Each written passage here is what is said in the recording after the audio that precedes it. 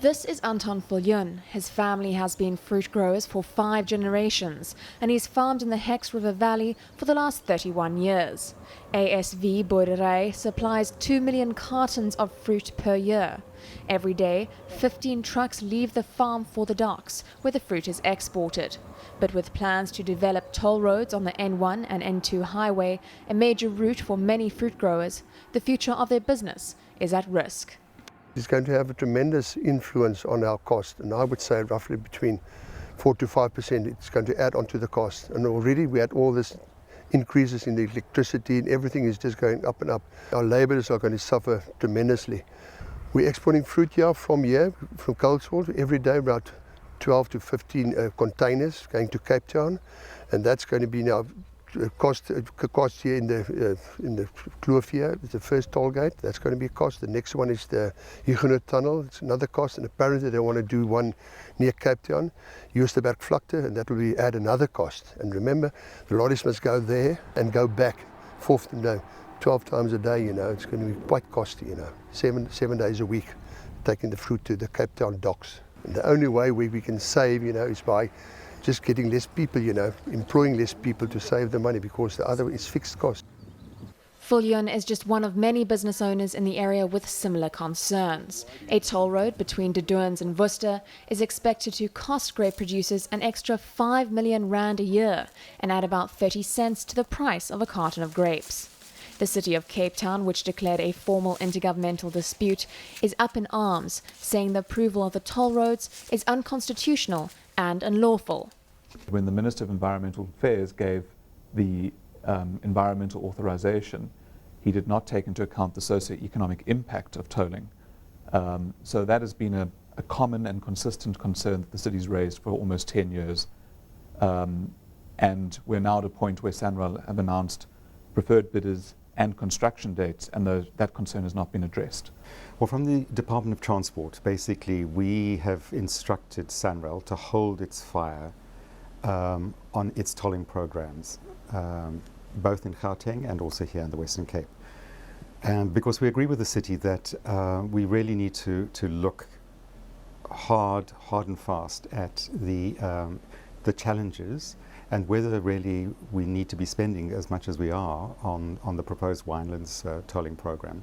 Attempts to get comment from SANRAL's spokesperson or CEO were unsuccessful, but the roads agency has said that the tolling project will improve the condition of Cape Town's most vital roads. We do want the N1 and N2 to remain well maintained, and if the best way of doing that, the most effective way of doing that is to toll lightly, then we should look at it, with caution of course. But what lies behind this particular tolling program is not just maintaining the roads, the N1 and N2 and the R300. It's also about some heroic engineering, and engineers love to do that of course, but it's at a cost. The cost implication of diversionary traffic onto secondary roads will be 500 million rand, which will have to come out of the tax base. The city is also concerned about the socio-economic impacts of the toll system. Farming communities and farmers are eking out a marginal existence largely. They're hugely indebted, and this will add an extra burden to their costs and reduce the appetite for imports or exports. SANRAL is expected to create 500 jobs during the construction phase of the tolling system, but many argue that jobs in the agricultural sector will be lost, with the removal of several communities as well. It's going to involve the removal of a community in Luandle, significant numbers of informal shack dwellers there, in a city that's facing a huge housing shortage and huge housing problems.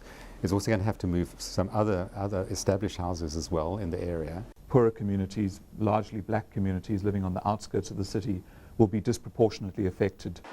The city argues that it is difficult to ascertain the socio-economic impact if the toll fees have not yet been set. In our estimation, the toll fee income over the concession period would be almost 10 times in today's terms the actual expenditure to implement the infrastructure. So the users will be paying actually for the profits of the operators, and that what is in our view an unfair discrimination is that low income users and agricultural communities, farmers and farm workers, would disproportionately pay towards the profits of a private company. We need to ask questions about what are the big priorities, and surely the big priorities, even in terms of relieving congestion, are not expanding, broadening and realigning freeways and opening up new tunnels and so forth, but it's spending money on public transport so that we get more private car users out of their cars into public transport, so that we spend more money on rail, spend more money on rail freight, so we get some of the trucks off our N1s and N2s. The City of Cape Town says that it hasn't even considered what it will do if the toll system is put in place. But many fear that the real cost will fall in the hands of the ratepayers. Meanwhile, business owners like Anton Viljoen will have to wait for the Cape High Court hearing on December 6 to hear the fate of their business.